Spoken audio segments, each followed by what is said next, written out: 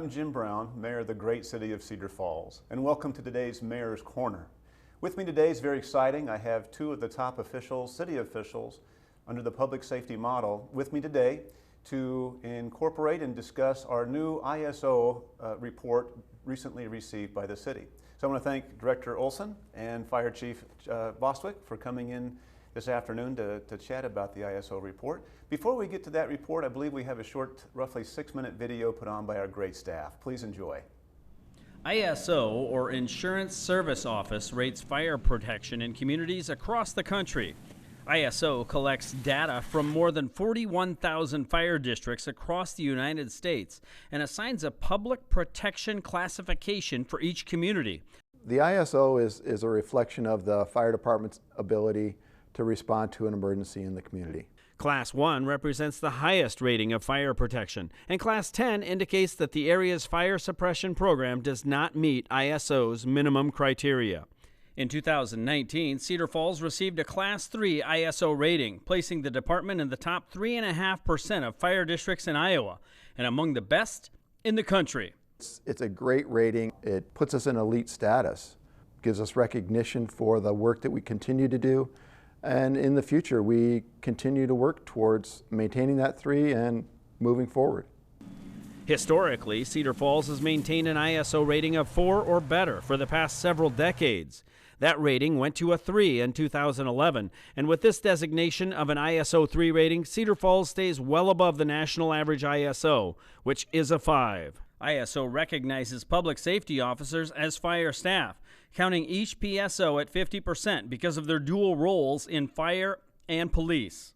The ISO, when they come in and do an analysis, they give you points for those public safety officers. So they recognize the public safety model, and you get additional points for having those public safety officers. When a public safety officer transfers to the fire station for primary duties, they are measured at 100%. It gives us a greater response dynamic than we've ever had in the past. We've really noticed a tremendous difference where we're seeing numbers well over double digits and in almost to 20 and 30 people responding to fire incidents in Cedar Falls. To get a city's fire ISO rating, ISO looks at the city's fire protection efforts as a whole, including physical attributes, like the placement of fire hydrants and other data, such as how efficient the emergency dispatch team is, as well as the city's water supply. The ISO ratings are achieved by information from 3 categories. 50% of the city's fire rating is determined by fire department training, response, and equipment.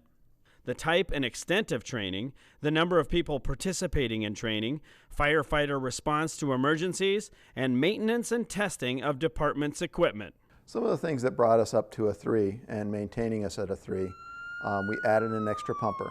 That added some extra firefighting ability for our community. We added public safety officers. The number of public safety officers that we have and the amount of training that we've given them has created an opportunity for us to bump up the amount of personnel that we have available. That provides more protection to our community. We did a lot more training. Some of that was live fire training. We had nearly 900 hours of live fire training last year. And additionally, we did a lot of other training opportunities for various emergency responses, whether it was simply fire, or we also broadened that into river rescue, rope rescue, emergency medical. All of those types of things are part of our training scenario that we continue to monitor. 40% of the ISO rating is determined by the water supply, including the distance between hydrants and how adequate the water supply is in the community for fighting fires. One of the things that ISO wanted to make sure of is that we were maintaining that water pressure and the ability to fight fires with water throughout the community.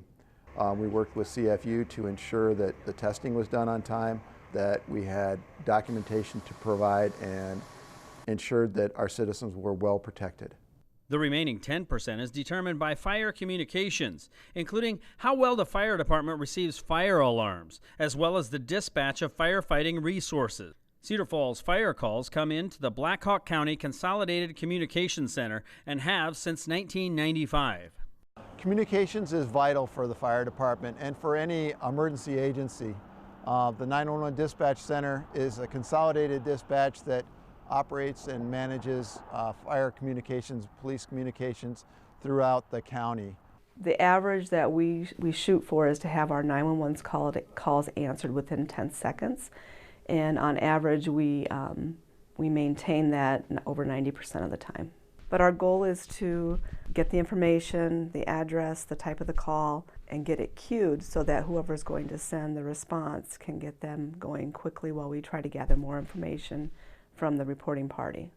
They do a great job by getting that information out to us very quickly, getting it to us and having the whole information to us within a minute or so helps us to minimize damage and be able to mitigate incidents, whether it's law enforcement, fire, or medical calls. Public safety leaders are pleased to receive the ISO 3 rating and see it as a reflection of the ongoing focus on training and professionalism within the department. We've had some great successes with more individuals responding to both police and fire calls than we've ever had in the history of the city. But what's really encouraging is when you have an independent company like the ISO come in and analyze what you're doing and give you as good a grade, that 3 level that we just received. It kind of reaffirms that what you're doing is the right thing. Public safety leaders continue to see this as a reflection of their focus on providing high-quality professionalism and service to the people of Cedar Falls, protecting lives and property. Our fire department is very high quality. We're able to respond quickly and safely to our citizens' needs. Very much encapsulates a lot of the ISO rating and what we're doing with the public safety model. I have to ask you two gentlemen, first of all, Chief Bostwick, some of those instances we saw where those CAF systems were there at the scene, typically first at the scene, but employing that system, and the small fires that could be big fires, or even some of the bigger instances, were diminished because those folks were at the scene first employing that CAF. You've been around for roughly almost 40 years. Have you seen anything like that in the past in terms of utilizing that CAF system and the response time and really the diminishing of those instances? Well, previous to having the CAF system, we had fire extinguishers in police cars, fire extinguishers that people have. Those have a limited effect on those fires. The CAF system actually, with the chemical in there and the water in there, actually ends up being equated out to about 300 gallons of water. And with that, it can have an enormous impact on those fire events. And we're seeing here on screen, this is a second story small deck fire where this individual here is a public safety officer employing the CAF system. And I believe, Director Olson, we showed this at a council meeting a couple of weeks ago, where it actually had one of the first public safety officers there was radioing ahead to the truck. Here's where the small apartment fire is. It's to your right. Here's how you should come in. Here's how we need to be prepared. But then meanwhile, at the scene, Chief, they're employing it as is. And the reality is that deck fire, albeit small, was snuffed out. And the rest of the building, basically, who knows, but it could have been affected in its entirety, correct? Oh, we believe that incident, and I was out there that night, and we believe that CAF did have an impact on that incident. Could it have spread into the building? We don't know that now, right. But there is a possibility any type of fire could spread and become much larger very quickly. Absolutely. And again, Director Olson, I think at a couple council meetings you mentioned the incident a few years ago at a mobile home park where some folks showed up. They were public safety officers in training. They again radioed ahead and had some actions taken at the scene that probably, according to a battalion chief on the scene, could have been a lot different result than what it was as far as success. Yeah, absolutely. That was a fire scene where there was 3 individuals, two children and a mother, trapped inside a building. The fire was at the entrance, the front entrance to the building, and there was a lot of smoke inside. And those 2 public safety officers in training arrived. They had a CAF system with them. They were able to identify the location of those 3. They were able to apply that CAF system and knock that fire down significantly. That allowed the first arriving fire truck to enter the building immediately with their full breathing apparatus. Already on, ready to go, because they knew ahead of time. They didn't have to draw a fire line, because what they said is we would have had to draw a hose line, we would have had to put that out, that would have taken several more minutes, then made entry, and by then they said that the results would have different. So the use of that CAF system, it's that teamwork effort that in this instance saved 3 lives. Indeed. No, that's a great story, and again, there's many more stories from that point on in terms of how those folks show up first. Now, the ISO rating.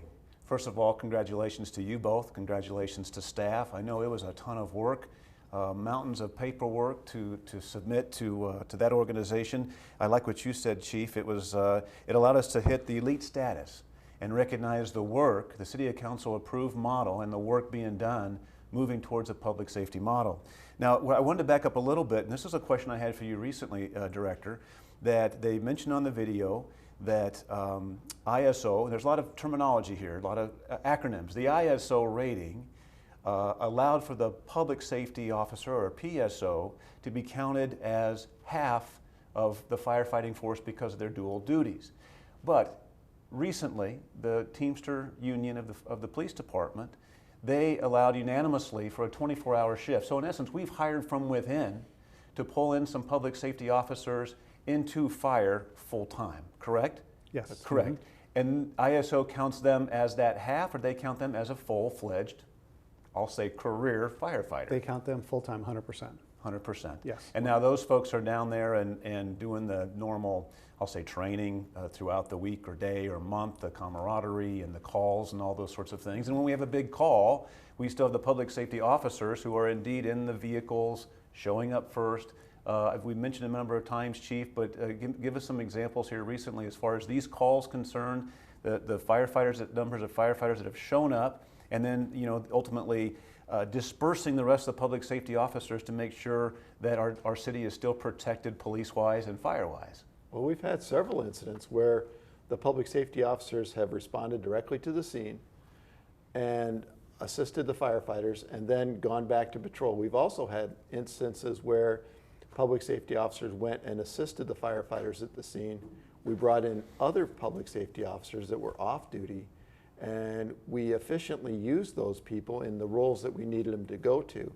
In some cases, it gets a little confusing because we had a public safety officer recently that was assigned to the fire department full-time that came back on overtime, and instead of going directly to the fire scene, we did not need him there. We assigned him back to police, and he was running around in a police car assisting the police department in his police gear as opposed to fire. So it really proved to me that day when that officer walked up to me and said, "Hey, I'm working, if you need anything, let me know." We knew right away, gee, this system is actually working both ways to where we can assist fire, we can assist police, and it's a great savings to our community. It's a perfect blend. It is. Now, on that video, Chief, you mentioned the unique response dynamics. And talk to me very briefly at the scene. A call comes in, and again, my setup for the question might be more than what the answer might be, but at the scene, who's in charge? Is it a dynamic of someone being in charge, and then you have others, what I call subject matter experts, able to get the hose, get the equipment, get the fan, charge into the building, go into the building, charge in the building maybe safely if that's a right term to use, but who takes command of the scene? How does that look at the scene? At the scene, we have a supervisor that's assigned to fire that takes over that scene and manages that scene.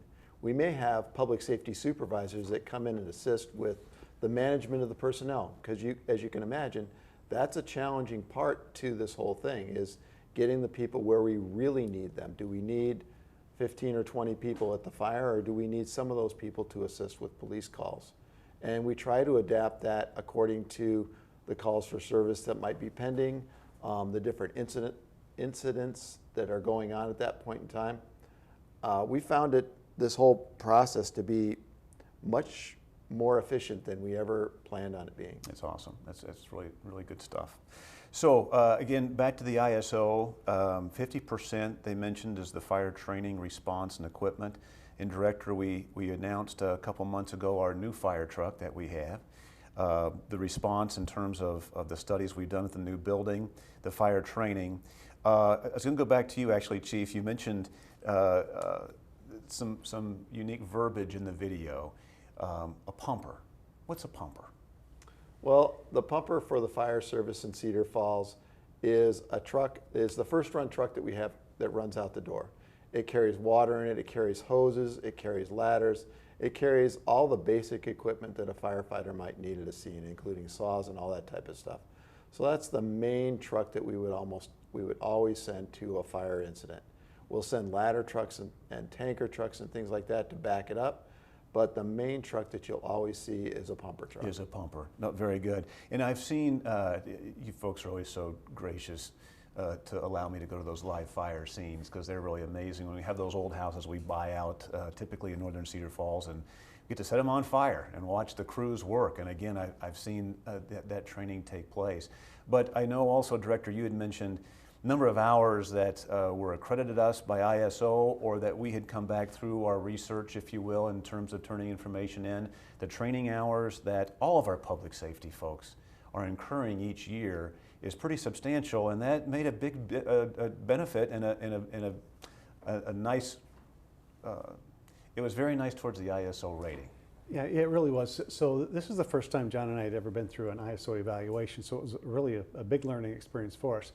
But we had accumulated over 11,000 hours of training for the firefighters in that 1 year. So that was a significant amount. And some of that training were the live house fires, like you had mentioned, and also going to the regional training center over in Waterloo, which is a Northeast Iowa Fire Regional Training Center. Went over there and did quite a bit of training there.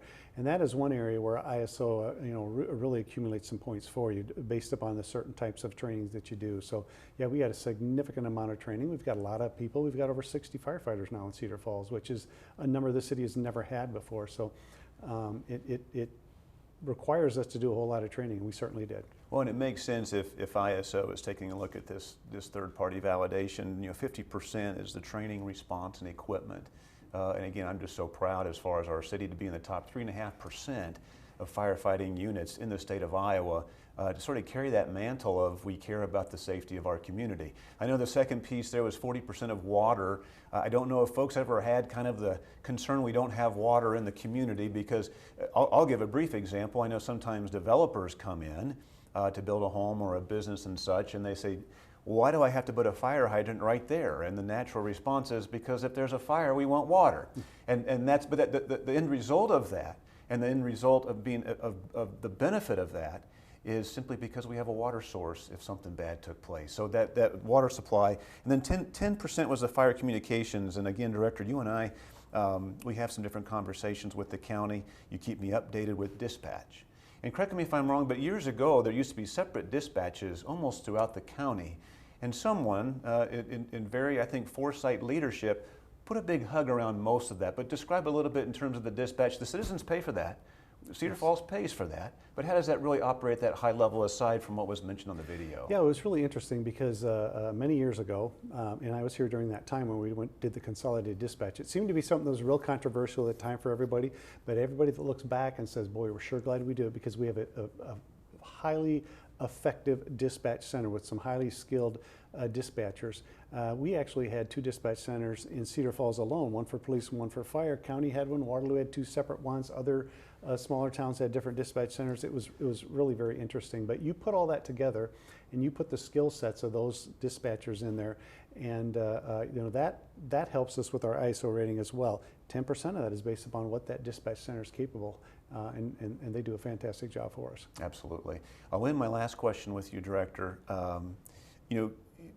We're getting some pretty high quality individuals for our public safety model, and I think one indication the public safety model is successful is the kind of candidates that are coming to us.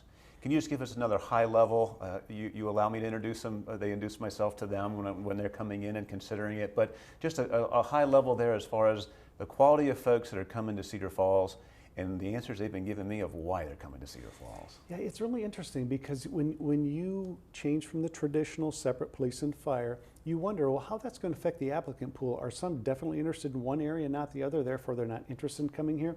But we have found several people that have come here with a firefighter 1 certification, a couple years experience, some 10 years experience as a firefighter, who came here for that reason. One recently has 2 years of firefighter experience, has a criminology degree, so he's obviously got an interest in both disciplines, comes to town and says, this is great for me, I can do both.